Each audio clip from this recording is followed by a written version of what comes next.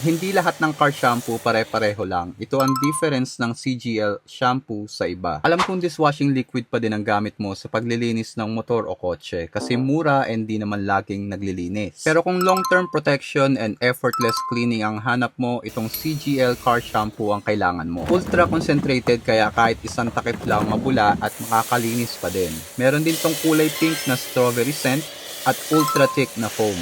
Ewan ko na lang kung ganyang kabula at ka-foamy yung JOY mo. At di lang basta shampoo ha, with wax na din to kaya protected at makintab ang sasakyan mo kahit walang mga spray wax. Ito nga yung before na di pa tayo nagka-car wash, pag may tubig yung fairings na stuck yung tubig.